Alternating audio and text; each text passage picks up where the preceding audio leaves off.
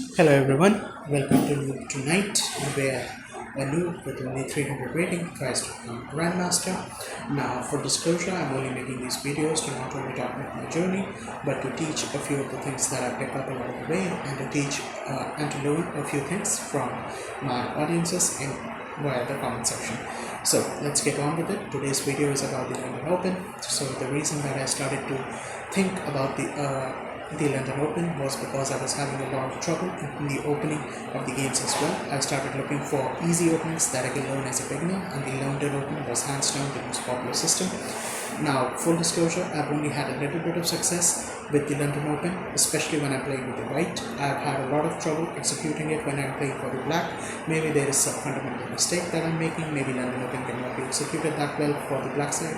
What are your views on it? And if I'm making some kind of mistake, you guys feel free to point out. So before we get to the actual moves, I would like to get on with the theory part of the London Open.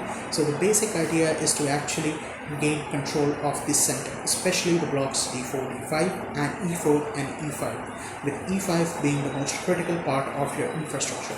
Along with gaining control of the center, the idea is to develop your bishops, especially on the king's side. So if there is a short castle, you can actually execute a checkmate using your rook and a bishop or your queen and a bishop.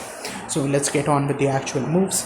So the first move is to actually move your queen's pawn from d2 to d4, as I've done here. Now there is a variety of things that your opponent can do. The first thing that your opponent may or may not do is actually take out his or her pawn on c7 to c5. In that case, you need to immediately reinforce your pawn at d4, but don't move your pawn at e2 to e3. Rather, always move your pawn from c2 to c3. The reason for that is you don't want to block your bishop at c1 or your dark squared bishop. The main idea is to move this bishop into the center and gain control of the squares e5 and your g5 especially. So even if you have that kind of a move where your opponent is going from c2 to c4, don't be afraid. Just don't move the e2 pawn, move the c2 pawn. However, in this case, my opponent made a different move. He or she actually moved the pawn on e7 to e6. In this case, I had a very good opening for moving my bishop. Now I realized that as a beginner, and I'm pretty sure a lot of the beginners do this, what we are very anxious about is completing our pyramid by moving our pawns from c2 to c3 and e2 to e3.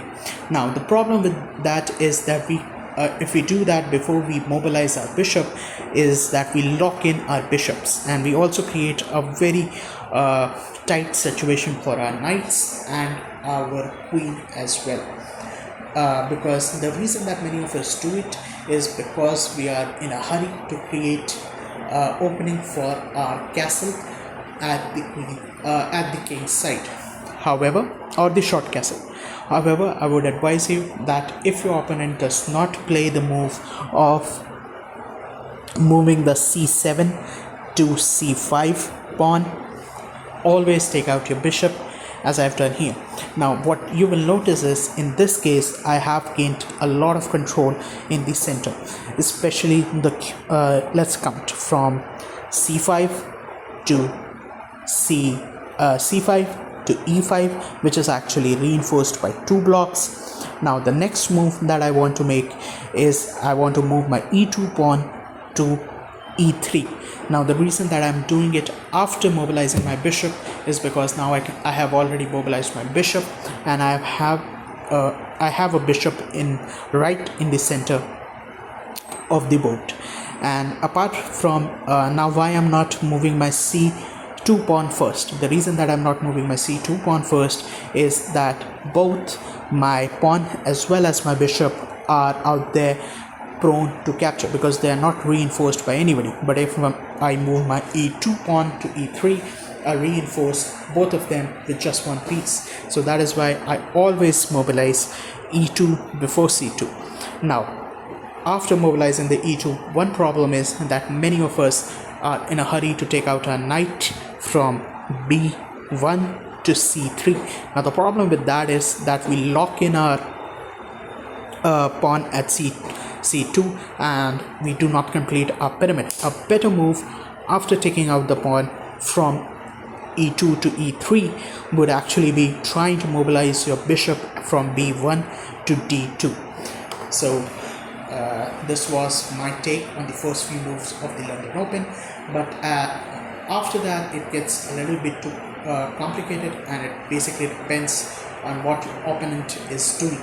Here the opponent did not move the pawn from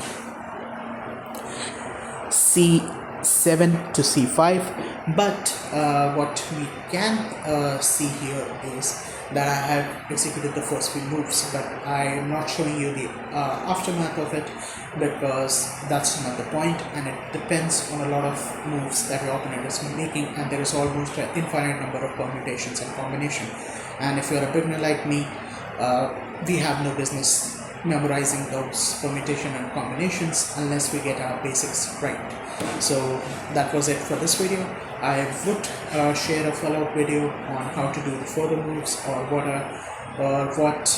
I did if my opponent did some other moves, and maybe some other kind of opening. Feel free to comment down below what you want me to make, and have fun.